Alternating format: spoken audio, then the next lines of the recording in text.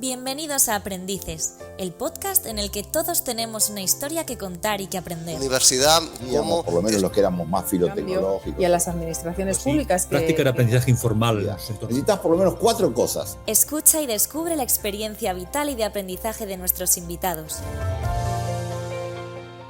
Bienvenidos a Aprendices, un espacio donde charlamos sobre todo lo que rodea este proceso de aprendizaje en la vida profesional y personal de nuestros invitados. Recuerden que Aprendices es el podcast de espacios de educación superior. Hoy está con nosotros Alejandro Pisticelli, argentino de Buenos Aires, una referencia de primer orden en educación y tecnología en toda Iberoamérica, filósofo y para muchos le llaman así, maestro de maestros. Su voz sobre el impacto de las tecnologías de información en la sociedad se escucha siempre muy atentamente, pero no solo desde Argentina, sino desde todo el ámbito del conocimiento. Alejandro, lo primero, muchas gracias por estar con nosotros. Bienvenido. Gracias, Paco, por la invitación y a todo el equipo que está detrás de esto, que son muy amigos. En muchas charlas que hemos tenido aquí en Aprendices hemos hablado de la necesidad de la filosofía y de la ética en este mundo tecnológico en el que el algoritmo está tan marcado ya en nuestras vidas.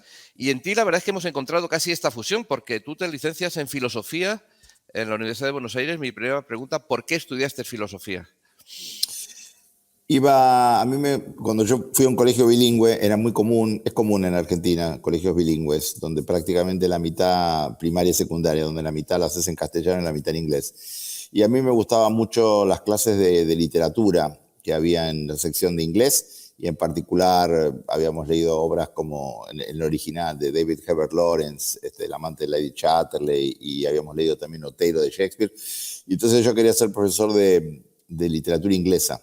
Y me anoté en la Facultad de Filosofía y Letras acá, de la UBA, muy famosa, donde el mismo Jorge Luis Borges era el profesor de literatura inglesa. Lamentablemente, por estas cuestiones de cambios políticos, etcétera, Borges abandonó la facultad justo un año antes de que yo entrara. Entonces, cuando empecé a cursar la carrera de letras, no me llamaba tanto la atención, no tenía el nivel que yo quería.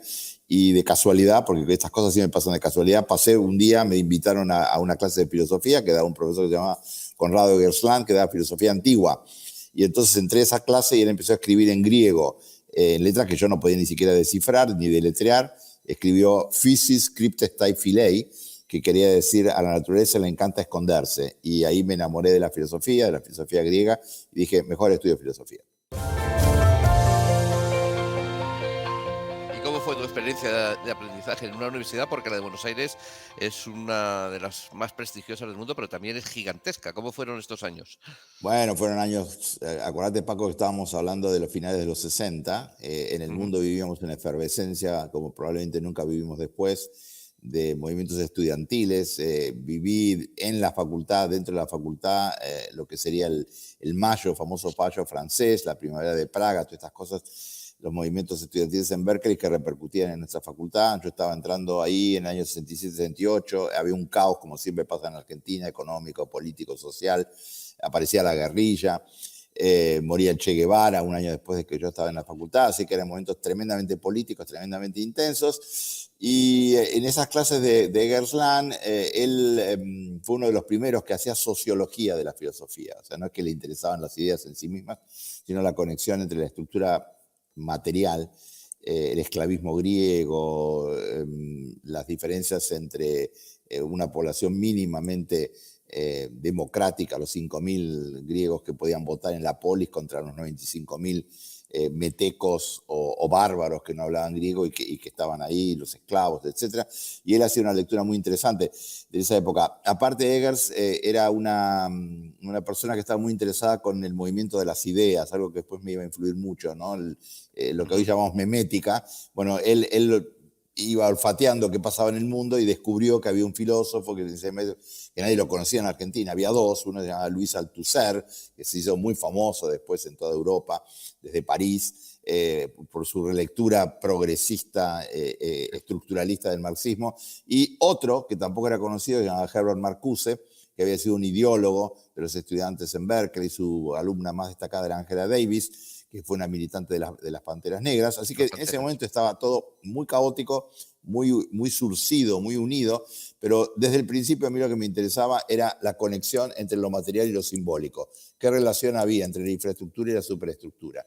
Y esto se podía ver muy bien desde la técnica y la ciencia, porque Eggers lo que hacía también trabajaba mucho sobre el tema de la sociología de la técnica, sociología de la ciencia, y a mí lo que siempre me interesó, sigue siendo hoy el leitmotiv de mis vagabundeos teóricos o investigaciones o lo que fuera, la filosofía de la ciencia.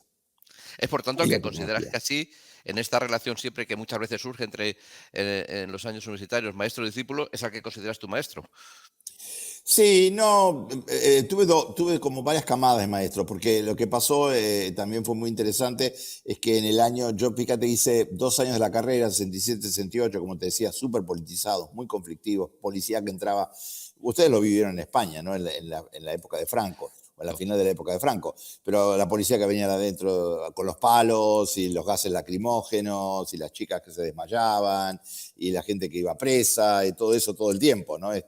Y venía junto con estudiar a los griegos, aprender griego. Yo tenía que estudiar latín, tenía que estudiar griego, teníamos que leer los textos clásicos. Muy surrealista todo este contraste, ¿no? Entre la violencia policial cotidiana y el mundo de las ideas, el topus uranus de las ideas. Y surgió la posibilidad en el año 69, que era mi tercer año de la facultad, de irme un verano a París a visitar la Universidad de Vincennes, que se había creado recién ahí en París, y fui por 2 meses y me quedé un año, porque París siempre te atrapa, como decía Hemingway, ¿no? París es una fiesta, cuando tenés 20 años, si viviste en París nunca te vas a olvidar de eso, y me pasó de eso, 19, 20 años en París, y ahí sí que tuve, así como Eggers pudo haber sido el primer maestro, y tuve otro que se llamaba Anders Klein, que fue con el que estudié Heidegger cuando volví a Buenos Aires, pero en el medio me sumergí en Vincennes. Y Vincennes sí que era una fiesta, porque en Vincennes estaban Foucault, estaban todos los althuserianos menos Althusser, todos los lacanianos menos Lacan.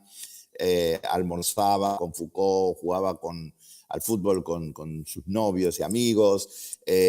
Y bueno, y vivir en París en ese momento es una cosa de una efervescencia increíble, porque en los años 60, de los 60 a los 70, aparecieron todas estas cabezas francesas que todavía seguimos leyendo y pensando hoy, como Derrida y Deleuze y Guattari y un montón de otra gente, ¿no?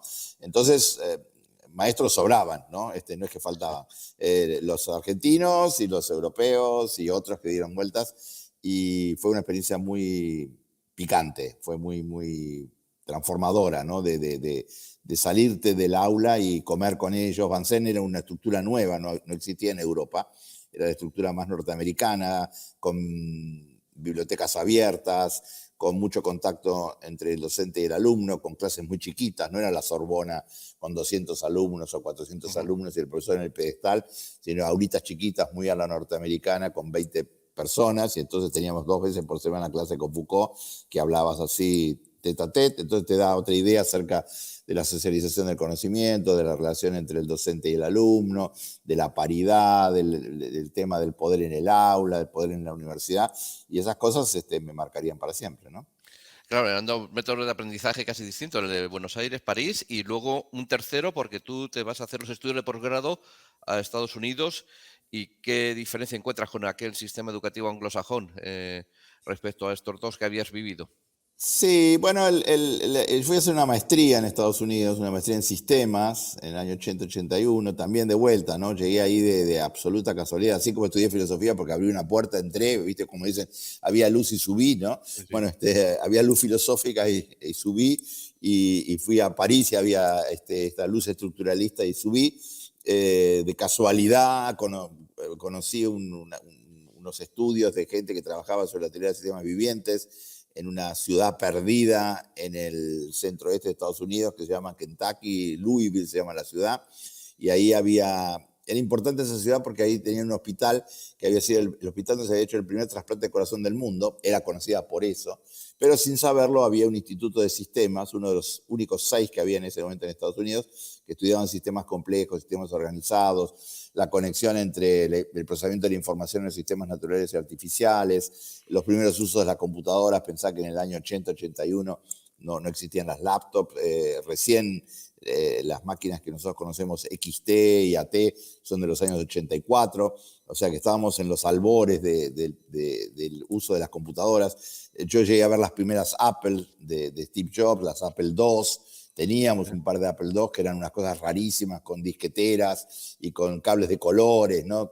Estabas todavía en los umbrales. O sea, que los Estados Unidos no era tan importante el sistema educativo en sí, porque yo a esa altura ya tenía 30, 31 años y me movía con mucha autonomía, entonces iba, venía, hacía lo que quería, elegía materias, me hacía amigo de los profesores, porque los alumnos en general tenían 20 y pico, yo era más grande, y aparte yo tenía un objetivo muy claro, que era en 13 meses ir a Estados Unidos, recibir la maestría, volver a la Argentina, hacer otras cosas. Pero lo que fue muy impactante, así como en París 10 años antes, en el 69, había sido esta ebullición de ideas y todas estas cuestiones de las peleas entre los Merleau-Ponty y los marxistas, o entre estructuralistas y fenomenólogos, etc. Era más una danza de ideas para mí en París, aparte de la cosa cultural, ¿no? En Kentucky, en Louisville, fue asistir al nacimiento de la cultura digital, de la cultura computacional. Yo había visto algo muy incipiente porque había estado en San Francisco en el año 75, 76, entonces tenía alguna idea de lo que era la cultura hippie y lo que era la conexión entre lo hippie y lo digital, pero no había jugado con las máquinas. Entonces la experiencia de Kentucky fue, por ejemplo, el departamento donde yo vivía, donde trabajaba, que era el departamento de sistemas, compró una computadora en ese momento que le costó $10.000 en ese momento, y esa computadora era nada más que un procesador de palabras, una computadora que lo único que hacía era word processing. Pero era una máquina costosa y difícil de usar. Entonces, cuando yo pedí usarla, me dijeron, no, usted tiene que hacer un curso. ¿Cómo un curso para usar la máquina? Y claro, tenía que hacer un curso de 20 horas. Tuve que hacer toda una semana, 5 días, 4 horas por día, y después de 20 horas me dejaron tocar la máquina, ¿no? Entonces vos tenías esos ritos de pasaje bien complejos. ¿Y qué me sirvió eso? Es que pude escribir mi tesis de máster en 2 meses, cuando siempre tardabas 2 años. Y dije, acá hay algo muy interesante, ¿no? Bien concreto, ¿no? No es lo que hablamos hoy, ¿viste? Si las plataformas cambian la vida, o la cultura woke, o todo ese tipo de cosas, sino hacer algo que antes tardabas 2 años, lo podías hacer en 2 meses. Dije, bueno, acá hay una cosa muy interesante.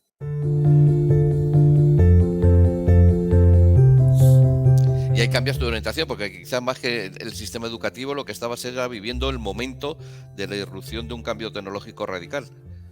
Sí, y cuando vuelvo, porque eso fue 80-81, entonces cuando vuelvo me anoto para hacer una maestría en Buenos Aires, en Flaxo, en antropología, porque yo había hecho mi tesis de maestría en Estados Unidos, había sido sobre la relación entre la sociobiología y el materialismo cultural. Y lo que se estudiaba en ese momento era la relación, ¿qué pesa más, si la cultura o la naturaleza, ¿no? Obviamente los dos pesan un montón, pero ahí lo tenías que estudiar en cierto detalle y podías hacer trabajos ad hoc, puntuales interesantes. Entonces, cuando vuelvo a la Argentina, que ya tenía un poco de know-how computacional, digital, etcétera, digo, voy a profundizar en eso desde el punto de vista teórico, y desde el punto de vista práctico. Tuve un par de trabajos donde insistí muchísimo en entrar computadoras y redes en estos lugares. O sea, ya sin saberlo, me estaba más orientando hacia la ingeniería organizacional o el desarrollo organizacional o la cultura organizacional, que es lo que más me interesó en los últimos 30 años. O sea, como usando tecnologías, pero pueden ser blandas, o sea, no tienen que ser máquinas, pueden ser conceptos, o pueden ser relaciones, o pueden ser diseño ontológico, pueden ser nuevos formatos, etc. Como vos, cambiando el clima organizacional, cambiás lo que se produce, lo que se piensa y las conexiones entre los objetos y las personas. Bueno, 22 años como titular del Laboratorio de Innovación Pedagógica en la carrera de Ciencias de la Comunicación en la Universidad de Buenos Aires. ¿Cómo ha sido esta experiencia? Tantos años en la innovación pura. Sí, vos sabés que esa experiencia, bueno, yo hace muchos años en la UBA entré en el año 67 y me jubilaron, entre comillas, el año pasado, ¿viste? Así que pasé, qué sé yo, más de 50 años en la UBA.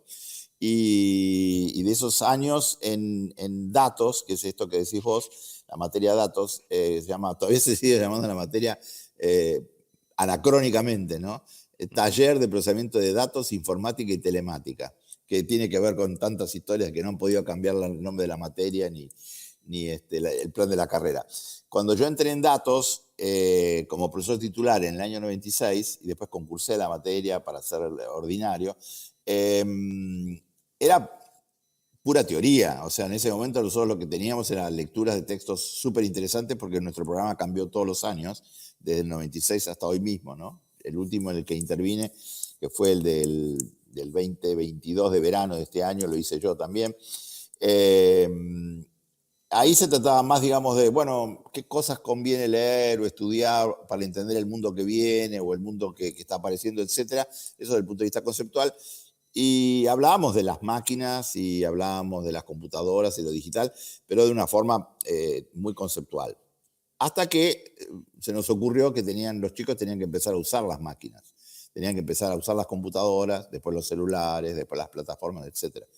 Y no había recursos en la facultad, es una universidad pública, como vos dijiste, aparte es gigantesca, tiene 300.000 alumnos, tiene 30.000 profesores, es una cosa monstruosa, está desparramada en 3 edificios distintos. Y lo que hacíamos en esa época había cibercafés, como había en España, y entonces llevábamos a los alumnos a los cibercafés y les pagábamos a la hora de computación, etcétera, y con ellos hacíamos todo tipo de ejercicios. Nos decían en esa época los locos de la web, los locos de los weblogs, porque fueron los primeros que teníamos, nuestra cátedra fue una de las primeras que tuvo una página en la web, sigue teniendo un sitio que es bastante interesante, bastante potente.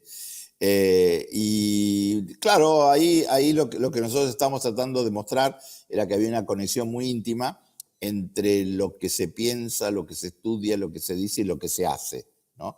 Y cómo las tecnologías digitales estaban cambiando la forma de pensar, la forma de actuar, etc. La cátedra yo la tenía con este equipo que fue mutando, hemos tenido, qué sé yo, como 100 docentes distintos a lo largo de todo este tiempo, de los cuales algunos quedan del principio, hay como 2 o 3 del principio, y hemos tenido, no te digo decenas de miles de alumnos, pero puede ser, porque cada año teníamos 500 alumnos, 300 alumnos, así que debe ser una cifra bastante importante. Y llegó un momento en que sentí que había un desfasaje entre lo que pasaba en el mundo y lo que pasaba en la cátedra, que por más que la cátedra había querido estar a la altura de lo que hoy llamamos el pulso del mundo, ¿no? que podía palpar el pulso del mundo, lo estaba perdiendo, porque la realidad iba muchísimo más rápido. Pensá que en ese momento, cuando nosotros empezamos en el 95, en la Argentina había 1.000, 2.000 usuarios de Internet. Y de repente empezó a haber decenas de miles, centenares de miles, millones de usuarios. Y entonces, claro, lo que parecía muy pionero y muy adelantado era simplemente un comentario a un mundo que ya había pasado. Y en ese momento se me ocurrió en el año 2008, llamé a un par de mis mejores ayudantes, jefes de trabajo práctico, y dije, miren muchachos, o nos sintonizamos de vuelta o me voy, porque no, la verdad que para estar en esta cosa tan esquizofrénica de vivir en un mundo que uno no lo puede revivir en el aula, no tiene sentido. Y ahí se nos ocurrió esta idea de hacer la primer cursada en Iberoamérica, por lo menos, universitaria dentro de Facebook, lo que se llamó el proyecto Facebook y la Postuniversidad, que por suerte la Fundación Telefónica generosamente nos dio un subsidio y la editorial Ariel, y sacamos un libro muy interesante en el año 2010 de esta experiencia. Y ahí, claro, lo que habíamos hecho era poner a todos los alumnos dentro de Facebook y hacer la cursada dentro de Facebook. Eso primero con un grupo de 80, después con un grupo más de 170. Y a partir de ese momento, que fue el 2008-2009, no solamente cambiábamos los programas todos los años, sino que poníamos nuevos proyectos o poníamos nuevas iniciativas. Los alumnos iban egresando, algunos volvían como ayudantes, y estos ayudantes trabajaban en empresas digitales. Entonces no era lo mismo un alumno del 96 al que vos le hablabas de los sistemas formales o de Hofstadter, que era fascinante, pero que era una lectura, a estos del 2009 que muy renuentes, la mitad tuvo que sacar, en ese momento había 40.000 cuentas de Facebook en Argentina nada más, porque la interfaz no estaba traducida al castellano, entonces solamente si podías leer en inglés podías estar en Facebook. Ese año 2009 se liberan las traducciones en todo el mundo y entonces la cosa se vuelve masiva y hay millones de personas en Facebook. Y entonces ahí la experiencia era totalmente distinta. Y de ahí en adelante siempre volvemos a eso que te contaba de que había vivido con Eggersland, que en ese sentido vos lo estás marcando más que otras personas, ¿no? Yo no me había fijado qué importante había sido Eggersland, por más que le tuve mucho afecto, le dediqué una oda, un obituario, cuando murió, con mucho respeto y con mucha cariño, pero Eggers siempre decía, tenés que ir viendo cómo empalmás la serie simbólica, la serie del pensamiento, la serie de las ideas, con la serie material, con la infraestructura. Entonces ahí te vas a encontrar con la gente que no tiene acceso a internet, te vas a encontrar con estas diferencias socioculturales que son brechas socioeconómicas, con todas estas cosas que trabajan Alfonso, Carlos y Joaquín, que tiene que ver con los distintos niveles de alfabetización digital. Nosotros siempre fuimos muy afines a autores que Joaquín ha trabajado mucho en sus libros, que son estas personas que se ocuparon de entender lo que significó el pasaje de la oralidad a la escritura, Walter Ong, Cornford, gente que escribió sobre Platón, de vuelta de estos filósofos griegos de Eggersland, ¿no?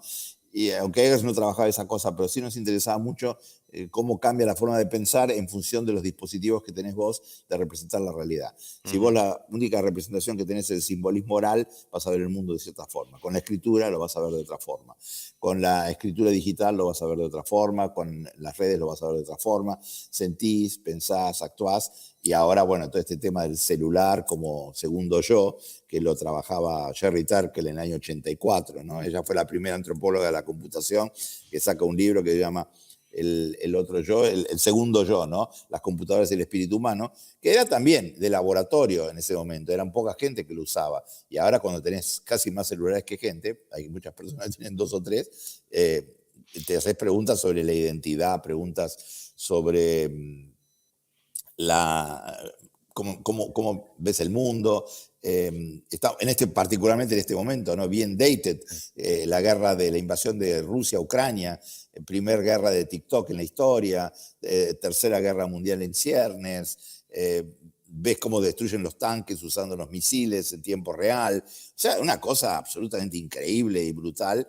Y uno dice, bueno, pero todo esto está pasando, estos dispositivos, Ucrania de alguna manera se sostiene gracias a Elon Musk y a la red de satélites que les proveyó él, y se dan un montón de conexiones y un montón de relaciones absolutamente fantásticas. Entonces, en este momento, si vamos a decir, bueno, ¿dónde están parados? ¿Qué están haciendo? Tenemos varias iniciativas, varios proyectos, etc.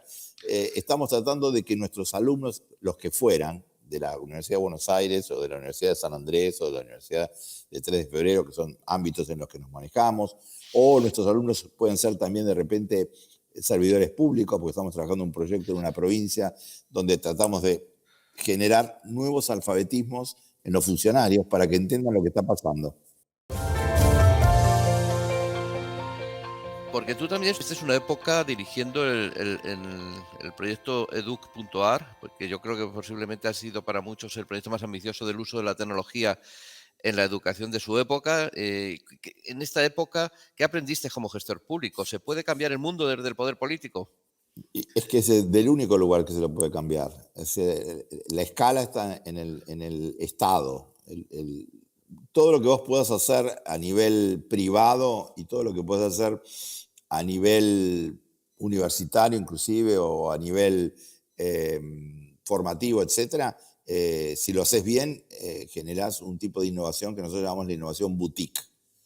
Y bueno, el proyecto Facebook fue un ejemplo de innovación boutique, muy exitoso. Y hicimos un proyecto en un colegio una vez, fuimos a un colegio secundario, les pedimos, ¿nos dejan hacer un experimento en este colegio? En el año 2011, que se llamó el proyecto Sarmiento, 1-1 Sarmiento. ¿Y qué quieren hacer? Bueno, queremos hacer lo que dicen que no se puede hacer. Vamos a eliminar las materias, vamos a eliminar los profesores, vamos a eliminar la evaluación, vamos a eliminar todo. Y vamos a armar un setting para que los alumnos aprendan de otra forma y aprendan a emprender. ¿Nos autorizan? Sí, háganlo. Tuvimos un año en el colegio. Tuvimos 2 grupos de 30 chicos, hicimos cosas absolutamente increíbles en un colegio dentro de un colegio. Entonces descubrimos que se podía hacer lo que quisieras. Pero era boutique, era para 60 alumnos en un colegio que tenía 1100. Entonces vos tenés en el sistema educativo millones de alumnos. ¿Cómo pasás vos de una innovación boutique a una innovación en escala? Necesitas al Estado.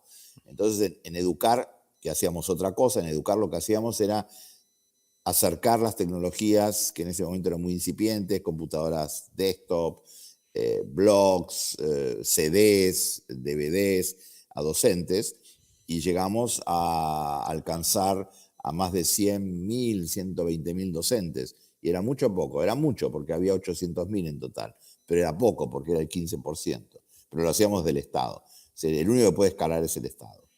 Una de las cuestiones que siempre hay referencia cuando se analiza tu trayectoria es el concepto filosofía de la tecnología. Es uno, yo creo, de tus ejes de trabajo y estudio. ¿Qué es la filosofía de la tecnología? La filosofía de la tecnología, es decir, la filosofía, viste, es un sustantivo que tiene muchos adjetivos, ¿no? Entonces vos, si vas a una carrera cualquiera, todavía hoy, en Madrid, en la Complutense, donde sea, en el País Vasco, donde fuera, dice, ¿y ustedes qué estudian en la carrera de filosofía?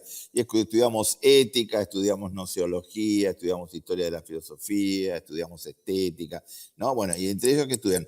Y filosofía de la ciencia, porque es filosofía aplicada a la ciencia. Filosofía aplicada a la tecnología. Pero como vos empezaste mencionando ahí muy puntualmente, ¿no? El tema, la gran discusión hoy, ¿cuál es? En la filosofía de la tecnología, la filosofía de la inteligencia artificial. Porque la tecnología que se viene, o que ya está instalada, es la tecnología artificial. O sea que la inteligencia artificial quiere decir que si vos te preocupabas, ¿por qué? Era algo así como lo siguiente, mira, los científicos tienen una capacidad de transformación del mundo impresionante, pero no saben por qué lo hacen. Porque en general se manejan con un lema que es, si puede ser hecho, debe ser hecho. Y eso puede llevar a catástrofes increíbles. Pero pueden transformar la realidad a nivel que se le quieran, ¿no? Ahora le dieron a Jennifer Doudna en el año 2020 el premio Nobel de Química. ¿Y qué inventó esta señora maravillosa? Unas tijeras. ¿Y qué hacen esas tijeras? Cortan tu DNA, como si fueras un sastre. ¿Y eso qué quiere decir? Que sos Dios, playing God. Porque si vos podés cortar el DNA, podés fabricar la criatura sintética que quieras. Más poder que eso no tienen. Ahora la pregunta es, ¿y eso hay que hacerlo? ¿Para qué hacerlo? ¿Cómo hacerlo? ¿A quién beneficia? Hay películas como Gattaca, que es una película maravillosa que te muestra la discriminación que puede haber de genos ricos y genos pobres. Sí. Los humanistas critican todo el tiempo. Y dicen, esto está mal, y esto no debería ser, y los políticos son corruptos, y el mundo no es como me gustaría, etcétera, etcétera. Y entonces el mundo queda dividido en gente que tiene un poder terrible, pero no sabe para qué lo tiene, y en gente que no tiene ningún poder, pero te dice cómo debería ser el mundo. Y esta división entre estas dos culturas, ¿no? Que las pensó C.P. Snow hace un montón de tiempo, esta brecha hay que saldarla, hay que integrarla. Y hay gente muy buena, entre ellos uno de nuestros mentores actuales, que es Bruno Latour, que tipo te habla de las humanidades científicas. O sea, nadie que esté en humanidades puede carecer de conocimientos científicos básicos. Y ningún científico puede carecer de conocimientos humanistas básicos. Y ahí viene esta cuestión de la filosofía de la inteligencia artificial. En este momento no hay nada más poderoso, aparte de las tijeras CRISPR-9 que cortan los genes, que la inteligencia artificial. Porque tenés el deepfake, tenés cualquier tipo de manipulación, tenés cosas increíbles. O la pregunta que te voy a hacer, Alejandro. ¿Podemos poner límite al poder de los algoritmos? ¿O las máquinas van a terminar gobernando? Pero eso, viste, es algo que se viene diciendo desde el fin de los tiempos, ¿no? Sí. Si los humanos somos el capítulo final en esta pirámide evolutiva o somos simplemente una transición hacia otro escalón. Yo no lo sé, pero que vos podés alterar los algoritmos, por supuesto, y esa es una guerra terrible. Esa batalla la está perdiendo Facebook ahora, después de todas las trapisondas que hizo desde el 2016 en adelante. Y yo creo que es la discusión más importante. Ustedes tienen una excelente analista ahí en España, que es Marta Peirano, que ha trabajado de una forma muy profunda esta cuestión de la ética de los algoritmos. Y hay muchos laboratorios en el mundo que lo están haciendo, ¿no? Y hay muchos herejes, ¿no? Gente que trabajó para Google, para Facebook, que se han ido escandalizados, denunciando lo que antes habían apañado, ¿no? Que era dejar estos algoritmos como caja negra. Si me decís ¿Qué tiene que hacer una persona hoy, un científico, un humanista? Abrir la caja negra de los algoritmos. ¿Se puede hacer? Por supuesto que se puede hacer, pero necesitas poder político para hacerlo. Una cuestión que, bueno, en esto que estamos hablando de la evolución y la convergencia de ciencia, tecnología y salud, hay aspectos, como comentabas antes, desde la tijera del ADN, pues éticamente muy delicados, porque debemos poner límites a la fusión, por ejemplo, entre nuestros cuerpos y las máquinas. ¿Tenemos que aprender de las máquinas hasta el punto de fusionarnos con ellas? Bueno, eso es, digamos, me parece que los problemas que tenés con el uso de la inteligencia artificial o las tijeras o todo ese tipo de cosas, en distintos niveles se plantean, ¿no? O sea, hubo un científico chino que aparentemente hace un par de años, usando las tijeras, hizo un experimento en unas gemelas que parece que podían tener propensión a contraer el HIV y eliminó esos genes a la propensión, ¿no? Y después ese tipo desapareció de la luz pública porque había hecho una herejía absoluta, porque no se sabe exactamente cuándo cortás, qué estás cortando y qué está pasando, etc. Eso es muy problemático y hay que ver, tiene que haber comités de ética científica y investigar y qué sé yo, hasta qué punto puedes experimentar con los seres humanos, etc. Pero lo otro que vos dijiste, si podemos fusionarnos o no con las máquinas, es de otro cariz, de otro nivel es eso. Yo no estoy hablando de si sin mi consentimiento me hacen una operación y de repente me cortaron una parte de ADN extraño que no se sabía, creía que no servía para nada y se sabía que servía para un montón de cosas, el ADN basura que se suponía que había, y ahora no, vemos que tiene un montón de consecuencias. Lo de fusión de las máquinas con los humanos me parece que es mucho más filosófico y es mucho más interesante, porque de alguna manera nosotros estamos hoy atravesados por prótesis, ¿no? Sin estos anteojos yo no veo la pantalla, sin esta computadora no me puedo comunicar con vos, y así sucesivamente. Los seres humanos nos manejamos, en el universo hay como unas 42, 44 potencias de 10, ¿no? Desde lo infinitamente pequeño a lo infinitamente grande. Y los otros seres humanos solamente habitamos en 6 potencias de 10, sin necesidad de ningún dispositivo ni aparato. La historia de la ciencia es la historia del aumento de las potencias de 10. Poder ver lo que hay más allá de 1 millón de kilómetros, de 10 millones de kilómetros, o meternos en la piel acá adentro. Hay un video maravilloso de la pareja esta, Charles y Ray Eames, que se llama Potencias de 10, que hay que verlo, porque nos explica un montón de cosas acerca de la historia de la ciencia, acerca de la historia de la visión, acerca de las aspiraciones humanas. Pero vos decís, Ray Kurzweil, uno de los inspiradores de la Singularity University, el tipo dice, en el año 2035 te van a poner un chip y vos te convertís en superhumano. Y no te vas a poder conectar más con los humanos como no te puedes conectar con tu perro a nivel cognitivo. O tu gato, sí, lo podés querer mucho, pero no te va a contar una historia de Javier Cercas, ¿viste? Ni de Rosa Montero. A lo mejor no hace falta tampoco. Y lo que dice este señor es, bueno, sí, queremos humanos aumentados, enhanced, augmented humans, ¿no? Que tengan un poder de conocimiento y de sentimiento, sensibilidad, que sea como un salto evolutivo, como si tuviese tenido una mutación genética. Solo que en vez de hacerlo la evolución, lo haríamos los seres humanos. Me parece interesante eso. ¿Por qué no podemos imaginar que nosotros no somos el último escalón en la pirámide evolutiva? Que somos la encarnación en carbono, átomos de carbono, somos seres de carbono, pero puede haber seres de silicio o de otra, o para pensar en la ciencia ficción, ¿no? Arthur C. Clarke y las nubes de seres inteligentes, como tenés también en la Star Trek, el Borg, que no es una persona, sino que es un colectivo y que la conciencia es unificada a través del colectivo, que son cosas más metafísicas, cosas más orientales, ¿no? De unidad, de conciliencia, etc. Pero yo no le veo ningún problema a eso. Lo otro sí me parece más preocupante, que te pongas a jugar con el ADN de un ser humano y diciendo, bueno, sin tu consentimiento o sin ver las consecuencias. Pero ideales de evolutivos, a mí me parece que son buenos imaginar que sí, que puede haber fusión total hombre-máquina, como hay en mucha literatura de ciencia ficción y sobre todo cine, ¿no? Películas como Ex Machina, ¿viste? O Terminator, o Robocop, o todas estas series que son fantásticas, como a eso le decimos fiction design, ¿no? O sea, diseñar futuros a través de la ficción.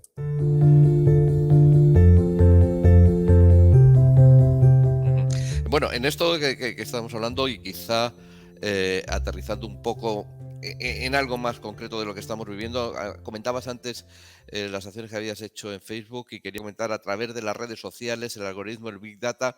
Todo esto sí es verdad que ya hemos visto y lo estamos comprobando cómo se puede crear un mundo de consumo de información y contenidos y con un aspecto un poco peligroso, lo que se llaman las burbujas digitales. Y sin embargo, vamos a ir un poco más allá y estamos ya hablando de el metaverso. ¿Puede ser esto la culminación de celdas tecnológicas que nos aíslen en función de dónde estemos y de los grupos de interés o de los grupos de origen? Sí, pero también con todo esto, Paco, hay una gran efervescencia y hay también un gran... entonces, todas conversaciones bastante catastróficas y todas conversaciones bastante conspirativas, ¿no?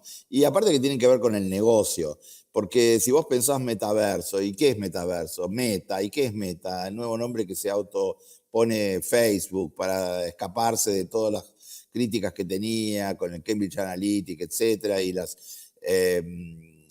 citaciones que tuvo Zuckerberg en el Congreso, etcétera, ¿no? Esto del metaverso existe, la primera encarnación, yo me acuerdo que estuve en España hace 15 años trabajando con la UOC y trabajaban en esa época con Second Life. Y el Second Second Life. Life era una variante bastante pobretona, porque no había procesamiento las máquinas no eran potentes y los algoritmos eran muy pobres, de lo que ahora quieren hacer el metaverso. Las compañías encantadas con el metaverso, ¿viste? Si yo hago negocios en el mundo real y te puedo duplicar el mundo real y te mando todo el mundo del metaverso, otro negocio más. O sea que desde el punto de vista digamos, de lo que es toda esta cosa monopólica y toda esta cosa... Pero si lo pensás en términos concretos, es muy difícil que una máquina, una empresa tenga el monopolio del metaverso. Y No, hablando de no, ese no me refería metaverso, tanto, Alejandro, al monopolio de una empresa, porque es verdad que no solamente Facebook, sino hay muchas otras empresas trabajando en ello, sino a la creación de burbujas de ciudadanos que en donde a través del algoritmo, sobre todo, y la recomendación, estamos generando contenido en el que solamente escuchamos lo que queremos escuchar, o de aquellas sí, familias o de aquellos amigos, sí, y son burbujas. Y el metaverso es un paso más allá. Yo leí hace poco cómo Facebook está controlando, por ejemplo, en Europa, todo el negocio de las pymes y que es fundamental para ellas porque el boom de los centros comerciales pues los ha destrozado y cómo en un mundo metaverso y porque los intereses comerciales de Facebook son terribles, pueden estar dependiendo hasta un extremo casi de esclavitud. sí, no, tenés razón. De hecho, pensá que vos hablaste de cámaras de eco y todo esto lo destapó hace más de 10 años Eli Pariser, ¿no? Cuando hablaba de los filtros burbuja. Y justamente Marta Peirano, en su libro El enemigo conoce el sistema, lo trabaja en muchísimo detalle y hay muchísima bibliografía sobre esta cuestión de las cámaras de eco y las burbujas, etcétera. Y evidentemente, si vos lo vas sofisticando cada vez más, podrías terminar, hay muchas películas de ciencia ficción distópica donde ves a la gente metida en su metaverso como si fueran estos lugares donde a fines del siglo XIX la gente iba a fumar opio, ¿no? Y se quedaba ahí adentro, opio digital sería Propio ¿no? digital. Pero yo lo veo así como una aspiración de negocio, pero no creo que fructifique eso. Y de hecho, lo que estás viviendo en este momento son dos fenómenos muy interesantes. Por un lado, una revalorización intensísima de la presencialidad, con muchas variantes, ¿no? Empresas que quieren que vuelva, como Apple, y la gente no quiere. Pero por otro lado, ayer estuve en la Feria del Libro en Buenos Aires y había más gente que nunca. ¿Y por qué la gente estaba ahí? Porque tenía esta sensación de, bueno, volvió a la normalidad, que no es cierto, porque ahora hay rebrotes de contagio, etcétera, pero la gente se quiere ver, la gente quiere tocar los libros físicos, la gente va a una fiesta, ¿entendés? O sea que este rebote de la presencialidad es súper interesante. Y otra cosa que es una muy mala noticia para el metaverso es la caída del precio de las criptomonedas y el escándalo que se está armando. El Bitcoin bajó a la mitad de su precio máximo, llegó hasta los $60.000, hasta 30.000.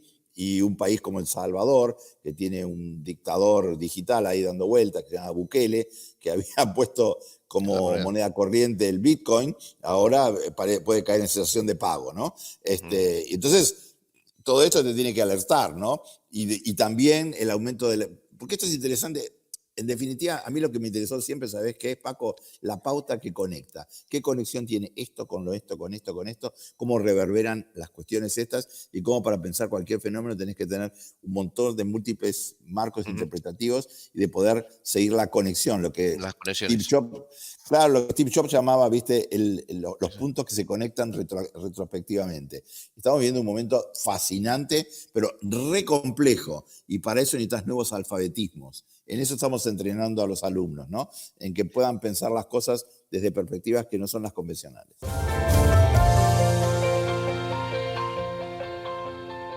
Una pregunta, porque las grandes tecnológicas llevan muchos años intentando entrar en el mundo de la educación de una manera significativa y de momento creo que no lo han conseguido. ¿Tú crees que lo van a conseguir o a qué se debe que no puedan conseguirlo? Bueno, por supuesto que ha habido olas de intentos de apropiarse de la educación como se apropiaron de otros planos, ¿no? Y así como en una época, hace 10 o 15 o 20 años, te vendían paquetes, por ejemplo, Microsoft te vendía Office, y entonces eso era estar alfabetizado, estaba a ser digitalizado.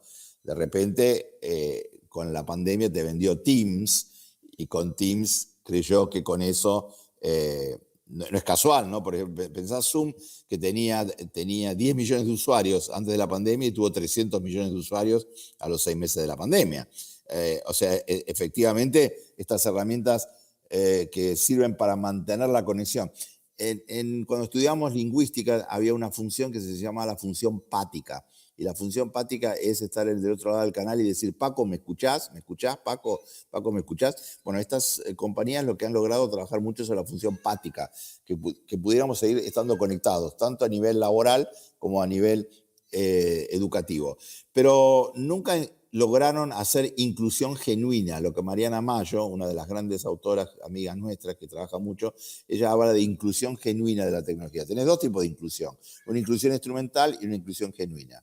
Un uso instrumental de la tecnología y un uso genuino. ¿Instrumental cuál es? Mantener la función pática, que yo te pueda ver a vos y en este momento estamos conectados, etc. Hacer un ejercicio, dar una charla, pero volvés al broadcast, ¿no? Volvés a la cuestión de que yo te irradio. Y la genuina tiene que ver con todos estos formatos que tenía que ver con el breakout rooms, con poder hacer ejercicios dentro de cierto contexto. Y las tecnologías no logran la inclusión genuina. Y no lo logran, ¿sabes por qué? Por lo mismo que decíamos antes, porque un buen aprendizaje, que cada vez es más difícil de lograr, necesita un montón de dimensiones, pero necesita fundamentalmente la dimensión que tiene que ver con esos experimentos que hicimos nosotros de innovación boutique. Y hasta ahora, ninguna tecnológica puede hacer innovación a escala. Solo permiten hacer innovación boutique, donde lo que más importa es el docente que usa la tecnología y no la tecnología que se vuelve inteligente y de repente puede hacer todas las cosas que hace un humano inteligente. Probablemente, eso que estás preguntando vos, se va a lograr el día que la inteligencia artificial sea generalista, algo que no se sabe si va a ocurrir algún día. Mientras no pase eso, son básicamente instrumentos para mantener la función pática y para usos instrumentales que solo un buen docente o un humano todavía puede convertir en genuinos. ¿Y qué deben cambiar las universidades para que puedan hacer frente a estos desafíos de la sociedad del aprendizaje? Muchas cosas, Paco, muchas cosas. Hay una universidad que empieza diciendo, lo que no necesitamos es un campus, no necesitamos un lugar físico. Dice, las universidades se han convertido básicamente en emprendimientos inmobiliarios.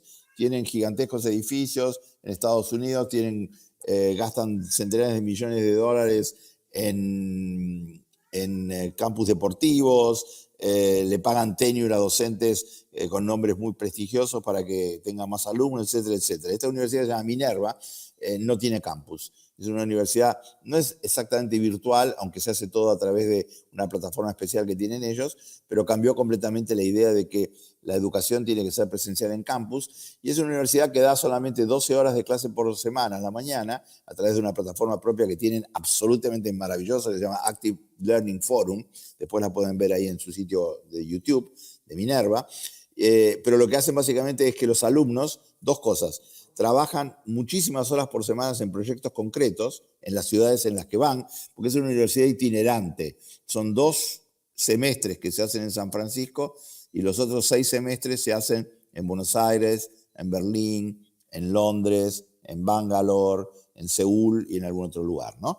Entonces, y aparte enseñan con una metodología basada en el neuroaprendizaje. Tienen un decano fundador que se llama Stephen Kosling, que es un especialista en neuroaprendizaje, y dice, cualquier docente y alumno, los alumnos tienen que tener 100 conceptos básicos, que son las herramientas que te permiten aprender cualquier cosa, y los docentes no son docentes como nosotros, pero son docentes que siguen un script hecho por expertos, donde el script se sigue fidedignamente, es como un gran violinista o flautista que toca esa partitura, y esa partitura está hecha en forma interactiva con esta plataforma, y los resultados de aprendizaje son asombrosos. Ahí tenés un ejemplo. Ahí tenés un ejemplo que puede hacer otra cosa. Alejandro, estamos terminando ya. Vamos con 4 preguntas que hacemos a todos nuestros invitados. Son 4 preguntas de respuesta corta. La primera es, ¿qué te ha dado miedo aprender y nunca has hecho? Bailar el tango. ¿Y nunca lo has intentado? No. ¿Cuándo se para de aprender? Nunca. ¿Qué te gustaría no haber aprendido?